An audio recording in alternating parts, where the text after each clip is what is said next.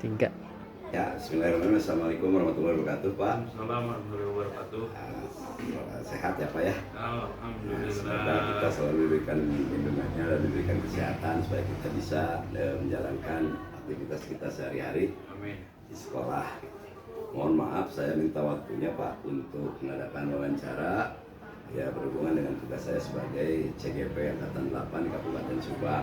Ya. Di mana pada kesempatan ini saya harus mewawancarai Bapak Kepala Sekolah sebagai narasumber dalam hal pengambilan keputusan. Mohon waktunya, Pak. Sebentar. Iya, enggak. Silakan. Oke, langsung aja ya, Pak. Iya, boleh. Oke, selama ini bagaimana Bapak dapat mengidentifikasi atau merumuskan ya kasus-kasus yang merupakan dilema etika atau rujukan moral, Pak? Oh ya. Untuk D5 etika itu yang jelas mungkin benar. Ya, kasus ada muncul. Kemudian mengenai rujukan moral itu yang benar dengan yang Ya, salah. pertentangan antara yang benar dan salah jelas itu ya, Pak ya. Iya. Oke. Selanjutnya, nah selama ini bagaimana Bapak dapat menjalankan keputusan di sekolah, terutama kasus-kasus di mana ada dua kepentingan yang sama-sama benar atau sama-sama mengandung nilai kebajikan, Pak. Oh begitu. Ya. Nah ini jelas lebih mengutamakan kepentingan bersama. Kepentingan bersama ya, Pak, diutamakannya. Ya. Ya. Dan maslahat Dan maslahat bagi guru dan bagi siswa. guru dan siswa ya. Ya. Ya, terutama kebutuhan siswa mungkin ya, Pak ya. Ya. Oke, ya. Nah, biasanya langkah-langkah atau prosedur seperti apa yang biasa Bapak lakukan selama ini dalam pengambilan keputusan itu, Pak? Paling tidak ada 3 lah. Ada 3 ya? Ada 3. Berapa? Satu, identifikasi masalah Oh, dulu. identifikasi permasalahannya ya, Pak. Kemudian uji benar atau salah. Benar salah kasus Itu tersebut. sesuai dengan hukum atau norma. Oh, hukum atau norma. Iya. Uji. Dan yang ketiga, memenuhi kebutuhan siswa. Nah, paling utama itu ya, Pak, Iya. memenuhi kebutuhan siswa. Oke, betul. Oke, yang keempat, hal-hal apa saja yang selama ini Bapak anggap efektif dalam pengambilan keputusan pada kasus-kasus dilema tadi ketika ada yang benar dengan yang benar tadi, Pak? Oh iya. Yang pertama itu pasti bernilai kebajikan. Nah, bersumber dari nilai-nilai kebajikan itu yang utama ya, Pak. Yang Betul. pertama. Kemudian yang kedua sesuai dengan kebutuhan siswa. Nah, betul, kebutuhan siswa. Dan yang ketiga mungkin itu adalah suatu tanggung jawab. Kita bentuk tanggung jawab ya. Tanggung jawaban ketika kita sudah mengambil keputusan. Iya. Nah, itu terus yang selanjutnya hal-hal apa saja yang selama ini merupakan tantangan, Pak? Tantangan dalam pengambilan keputusan pada kasus-kasus tersebut, Pak. Itu tantangan dalam mengambil keputusan itu yang pertama ketika ada dua nilai Dua nilai yang sama benar ya, sama-sama nilai kebajikan, namun betul. ya namun bertentangan. Yang satu itu Harus milih salah satu ya, Pak. ambil salah satu. Nah, itu. Dan yang kedua semuanya didukung oleh guru misalnya. Oh, nilai-nilai yang bertentangan tadi ya, didukung oleh guru. Nah itu dilemanya. D5 kita mau mana ya, Pak, yang mau ditentukan ya? Betul. Oke, selanjutnya, apakah Bapak memiliki sebuah jadwal tertentu dalam sebuah penyelesaian kasus, Pak? Kalau masalah jadwal, kami itu ya sesuai kebutuhan saja. Sesuai kebutuhan, Jadi jadi langsung tidak ya? ada jadwal. Tidak terjadwal secara khusus ya, Pak? Langsung aja kalau ada kasus kita Selesaikan ya, lebih cepat lebih baik mungkin ya, Pak? Ya, sesuai dengan paradigma, 4 paradigma ya, Ya. kemudian 3 prinsip dan 9 langkah. Langkah pengambilan keputusan. Oh, betul, Pak. Ya, itu merupakan langkah-langkah yang baik. Setuju sekarang?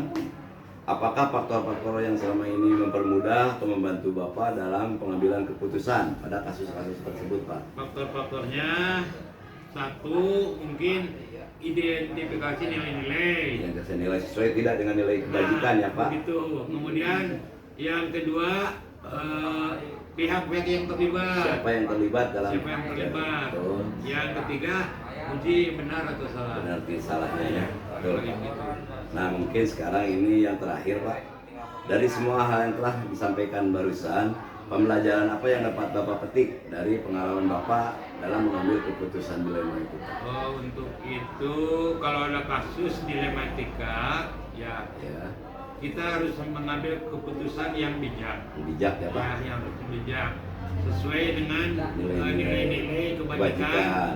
dan mengutamakan kebutuhan siswa. Nah itu mungkin Barangkali karena kita di demikian. persekolahan artinya keputusan itu harus banyak yang lebih memenuhi kebutuhan siswa ya Pak. Iya. Karena memang mau nggak mau ya kita lebih mengutamakan kebutuhan siswa. Nah mungkin itu Pak yang bisa saya tanyakan. Terima kasih atas waktunya. Iya, mari. Semoga kita diberikan kesehatan dan Amin. kita bisa melaksanakan aktivitas Iya. kita sehari-hari. Terima kasih Pak. Assalamualaikum warahmatullahi wabarakatuh. Assalamualaikum warahmatullahi wabarakatuh. Ya, Assalamualaikum warahmatullahi wabarakatuh Pak Dede.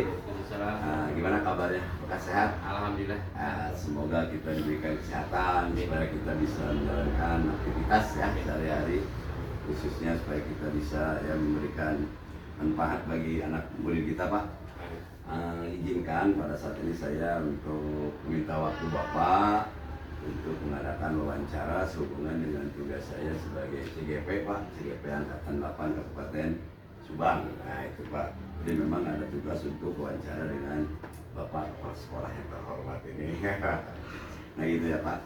Oke, wawancaranya itu sendiri akan kita mulai aja ya Pak ya. Langsung ini dalam proses pengambilan keputusan Pak.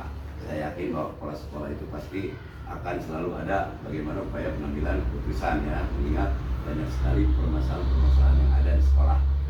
Nah selama ini bagaimana Pak? Bapak dapat mengidentifikasi kasus-kasus yang merupakan dilema etika atau rujukan moral Pak? Terkait dengan kasus identifikasi kasus dilema etika itu adanya pertentangan dilema etika yang mana pertentangan benar versus benar, Iya benar. rujukan moral, Rujukan moral. jelas adanya pertentangan benar versus salah barangkali. Betul Pak, benar-benar dan salah ya. Memang kadang-kadang kita bingung ketika ada yang benar dengan yang benar ya Pak untuk memutuskannya itu ya. Dilematis.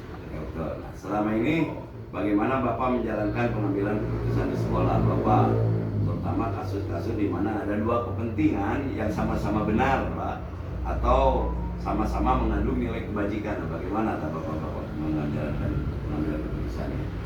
Untuk pengambilan keputusan yang mengandung nilai-nilai kebajikan menurut saya lebih mengutamakan kepada kepentingan bersama dan Yang masalah bersama. bagi guru dan peserta didik. Ya itu ya, yang lebih utama ya. Yang lebih utama. Betul, betul Pak.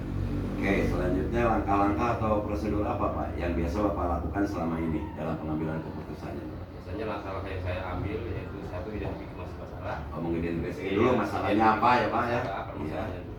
Betul. Yang kedua uji benar dan salah Benar tidaknya ya. hukum atau Iya, norma iya. Pak. Iya. Dan yang ketiga masalah tanggung jawab. Tanggung jawab. Oke. Nah hal apa saja yang selama ini Bapak anggap efektif dalam pengambilan keputusan pada kasus-kasus dilema etika yang dianggap Hal-hal yang efektif menurut saya yang pertama bersumber pada nilai kebajikan. bersumber pada nilai Kebajikan sesuai kebutuhan siswa. sesuai kebutuhan Serta siswa. rasa tanggung jawab. Nah, tanggung jawab ya, tanggung jawab dari semua pihak ya Pak ya. Betul, betul. Oke.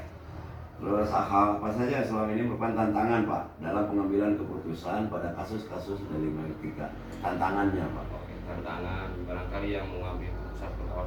Masalah tantangan ini yang pertama di mana ketika ada dua nilai yang sama bermanfaat Iya. namun bertentangan, Bertentangan betul. kemudian dukungan dari para guru. Nah, kedua nilai itu didukung oleh guru, jadi kita agak bingung juga ya Pak Betul. untuk menentukan keputusan yang mana gitu, sementara dua-duanya benar ya. Nah, itu.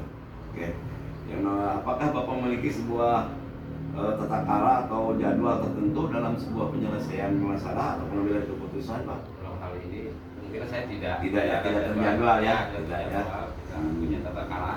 Ya, Jadi langsung menyelesaikannya sesuai dengan 4 paradigma, empat paradigma, 3 prinsip, tiga prinsip dan 9 langkah pengambilan keputusan. Jadi langsung saja Pak, lebih cepat, lebih baik ya. Nah, seperti itu. Jadi tingkat keefektifannya bila kita lebih cepat menyelesaikan itu lebih baik ya Pak. Oke. Nah, adalah apakah seorang Bapak faktor-faktor apa yang selama ini mempermudah Pak atau membantu Bapak dalam pengambilan keputusan dalam kasus-kasus dilema etika yang mempermudahnya itu Pak? Biasanya saya mengidentifikasi nilai-nilai dulu Pak. Nilai-nilainya ya. Iya betul. Nilai kebajikannya ya. Ya betul. Betul, Yang betul. kedua pihak-pihak yang terlibat. Siapa saja yang terlibat Ya. dalam Betul. permasalahan tersebut, Dan uji benar atau salah. uji benar atau salah dari peristiwa tersebut ya Pak ya. Jadi faktor-faktor yang selama ini mempermudah. Jadi dengan adanya identifikasi pada hal tersebut kita mudah untuk mengambil keputusan ya, karena kita sudah tahu masalahnya apa, yang terlibatnya siapa, dan juga benar tidaknya mungkin. Nah, itu. Oke. Dari semua hal yang telah disampaikan Pak, pembelajaran apa yang dapat Bapak petik dari pengalaman Bapak mengambil keputusan Pak? Seumpamanya kita kalau ada atau mengalami kasus di MTK, Ya. maka kita harus mengambil keputusan yang bijak sesuai dengan nilai-nilai kebajikan dan ya. mengutamakan kebutuhan siswa. Nah, Itu aja barangkali. Oh ya, kebutuhan siswa yang ditamakan ya Pak, Betul. karena kita memang di sekolah itu melayani untuk segala kebutuhan siswa ya Pak. Betul, betul. Nah, Dok, terima kasih Pak atas waktunya. Oke. Mohon maaf saya sudah mengganggu. Tidak apa-apa. Mudah-mudahan apa yang kita laksanakan ini bermanfaat bagi kita. Amin, Pak. amin, amin. Terima kasih. Assalamualaikum warahmatullahi wabarakatuh. Waalaikumsalam warahmatullahi wabarakatuh.